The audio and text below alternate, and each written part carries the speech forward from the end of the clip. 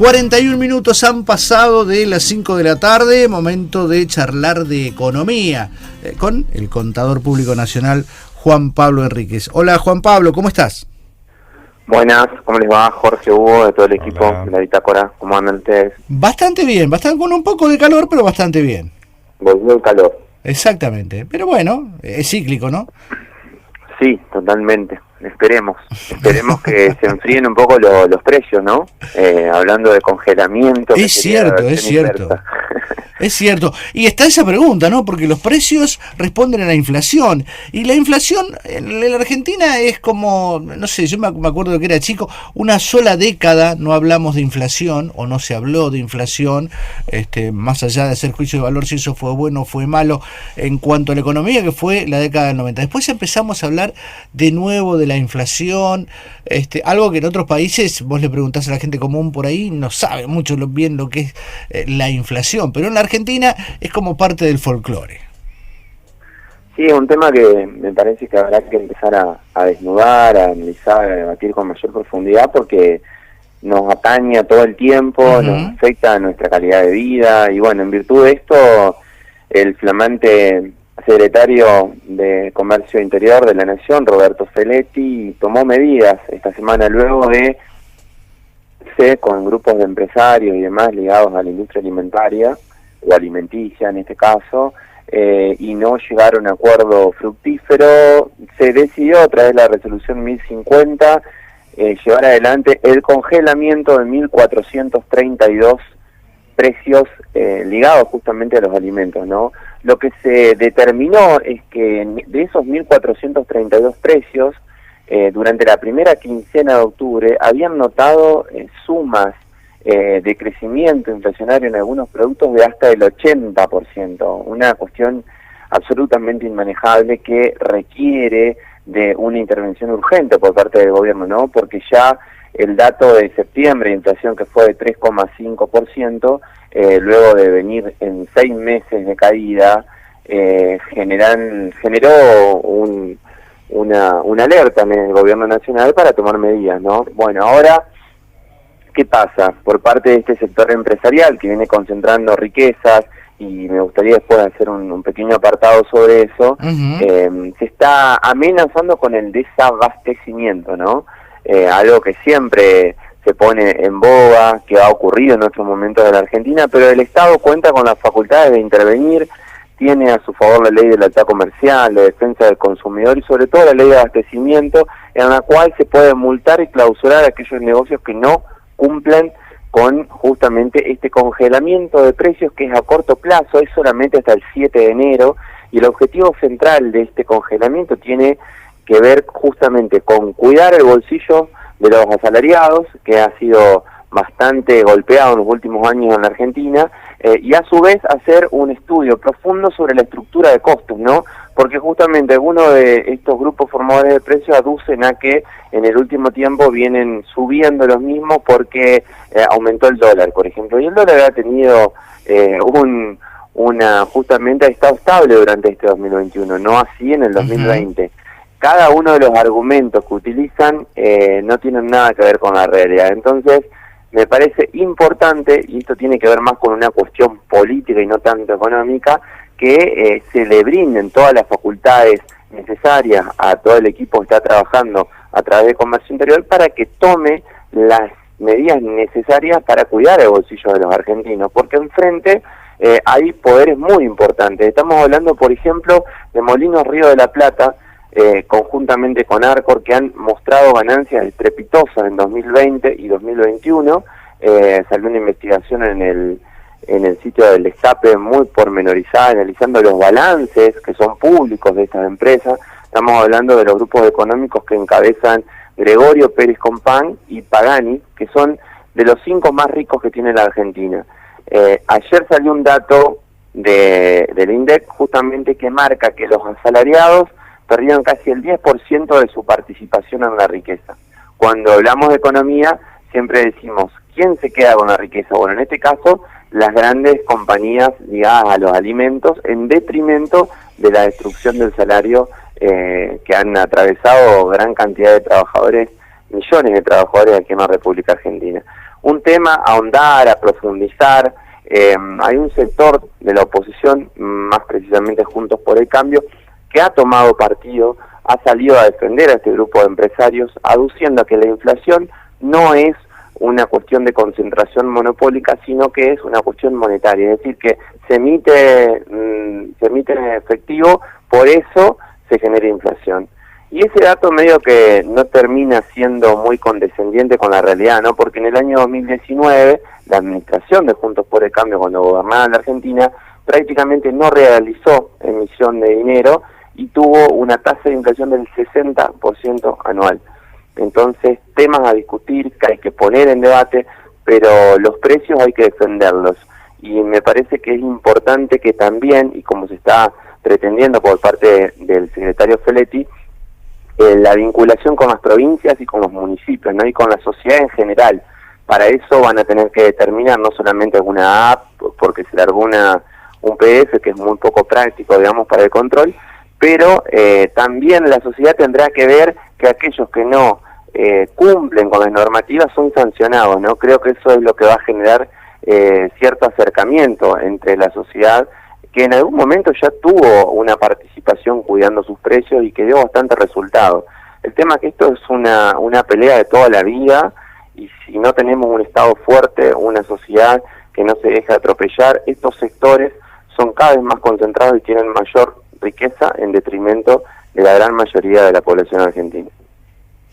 Sí, la verdad que uno recuerda todo esto, y a mí me recuerda, porque, a ver, 57 años, década del 70, muy chiquito yo, pero recordando por ahí la poca información que uno podía acceder a través de un noticiero de televisión, viéndolo, a esa edad no me importaba demasiado, o el titular de un diario, la figura de aquel entonces, estamos hablando en el tercer gobierno de Juan Domingo Perón, año 73, 74, la figura de los que llamaban en ese momento los acaparadores, que eran personas que, bueno, o grandes empresarios que decían no hay, había desabastecimiento, y por ahí se encontraban depósitos con toneladas, por ejemplo, de azúcar.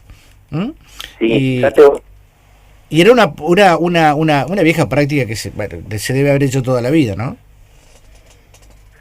Totalmente. Por aquel tiempo lo que ocurrió, no, porque hoy se trata de imponer por parte de los medios de comunicación, el control de precios nunca sirvió. Me gustaría preguntar si las políticas monetarias de control de inflación sirvieron alguna vez, ¿no? Porque la verdad que no han dado resultado en Argentina. Pero lo que quería mencionar es lo siguiente: en el gobierno de Perón, cuando regresó a mediados de los 70, a principios de los 70, puso de ministro de Economía a José Bell-Helber. Sí. Él llevó adelante este mismo programa se llamó en aquel tiempo un pacto social, un acuerdo social, y tenía que ver justamente, hubo una duplicación de salarios en aquel tiempo, un congelamiento de precios, y se logró reducir la inflación, que por entonces estaba en el 80% anual. ¿Qué pasó? Obviamente, por eso digo que está ligado siempre a la estabilidad política. Después fallece Perón, y no es lo mismo el poder que tenía Isabel Martínez de Perón en aquel tiempo que lo que tenía el fallecido Juan Domingo Perón, ¿no? Entonces, ante la debilidad política, estos grupos económicos obviamente volvieron a generar toda su potencia en términos de presión y generaron desabastecimiento. Por eso necesitamos un Estado fuerte que determine las multas necesarias a aquellos sectores que provoquen el desabastecimiento, y obviamente eso va a terminar recrudeciendo las cuestiones inflacionarias. Son batallas que hay que dar: o dejamos que los poderes económicos se queden con todo, con los precios, con los salarios, con todo, o desde el Estado, que es el único que puede generar ciertos niveles de equilibrio, acompañamos al Estado para que ponga ciertos controles y se eviten, digamos, esas rentabilidades onerosas y que terminan perjudicando el bolsillo de los trabajadores. Sí, cuando el Estado no interviene, la ganancia siempre es de aquellos que tienen el poder económico. Esto no hay, por eso siempre estos grupos concentrados, que a su vez son los que manejan los paquetes publicitarios más importantes, por los cuales subsisten los medios, incluso manejan medios, nunca van a estar de acuerdo con que el Estado te intervenga en algo y siempre te dicen no, la libertad de empresa y todo ese tipo de cosas. Claro, pero la libertad de empresa genera todo este tipo de cosas y genera que, por ejemplo, ellos determinen los salarios de los trabajadores y sigan estirando, agrandando cada vez más la brecha entre aquellos que más tienen, que son un grupo muy reducido, y los que menos tienen, que somos la mayoría, ¿no? Por eso habría que dejar en claro cuáles son las grandes compañías que no quisieron y que forman parte de ese esquema de formadores de precios, que no quisieron adecuarse al congelamiento. Estamos hablando de Molinos Río de la Plata, de Pérez Compán, de Arcor de Pagani, de Blaquier a través del Ledesma y del grupo Globo Copatel, que han tenido rentabilidades excesivas en este tiempo, y es importante conocer quiénes son, ¿no?, los que de alguna manera forman parte de esa cadena de distribución. Pero además hay un dato central, fíjate, el 74% de la producción de góndolas lo concentran solamente en la Argentina 20 empresas. Y el 85% de lo que se vende en los supermercados en la Argentina lo concentran 10 empresas. Para que vos te des una idea, ahí está la explicación justamente de por qué tenemos la inflación que tenemos. Seguramente habrá que trabajar en todo un proceso de generación de mercados populares en las diferentes ciudades de la Argentina para acercar los productos desde la cadena inicial, desde el productor al consumidor, y evitar esas cadenas distributivas que van incrementando de manera exacerbada los precios de los alimentos, sobre todo los alimentos, ¿no? En un país que produce alimentos para 500 millones de personas, tener personas en estado de indigencia, la verdad que suena muy incoherente. Se terminó aquella época donde Bagley era de Bagley, Canal era de Canale, Terrabuzzi era de Terrabuzzi, y estoy hablando de 3 marcas, por ejemplo, de galletitas que en ese momento competían, y hoy son todos de lo mismo. Están todos en el mismo dueño. Es como más o menos ahora la televisión por cable, o los servicios. Van haciendo lo mismo en todos los ámbitos. Exactamente. Cuando se hace el monopolio, se imponen las condiciones, porque es un, te dicen, no es monopolio, son distintas marcas, son distintas empresas, pero son todas mías, son todas suyas, señor. Entonces, usted es el que marca todo. Son las cuestiones que hay que poner sobre la mesa. ¿Quiénes son los verdaderos formadores de precios? Porque siempre por ahí la población le demanda la presión, obviamente, y está bien, de los procesos inflacionarios al Estado, al gobierno de turno, pero me parece que hay que conocer cómo viene la mano para saber qué medidas hay que tomar, ¿no? Y sobre todo para repudiar esta concentración económica que, independientemente del gobierno que esté de turno gobernando la Argentina, valga la redundancia, ellos van a seguir generando esa concentración e imponiendo condiciones y haciendo lobby en los medios de comunicación e inclusive en los partidos políticos. A ver, lo destruyeron a Raúl Alfonsín, como presidente, con esa hiperinflación en donde, la padecimos todos. Íbamos para el supermercado, íbamos corriendo adelante del muchacho que venía con no había computación en ese momento, con la maquinita que iba rotulando los precios, porque si te demorabas te cambiaba el precio en el mismo momento. Vos fíjate que una última cuestión, en la década del 80 se incorporaron las grandes cadenas de supermercado. Hoy la cadena de supermercado que más factura en Argentina es de origen francés. Tiene una rentabilidad anual del 25% en el país, mientras que en Francia su rentabilidad orilla entre el 1 y el 2%. Ahí te das cuenta todo lo que resta trabajar todavía para evitar esa concentración y esas rentabilidades excesivas a costa de justamente procesos inflacionarios que licúan los salarios. Gracias, Juan Pablo, hasta la semana que viene. A ustedes, abrazo grande. Abrazo el señor Juan Pablo Enríquez con su análisis económico de esta semana.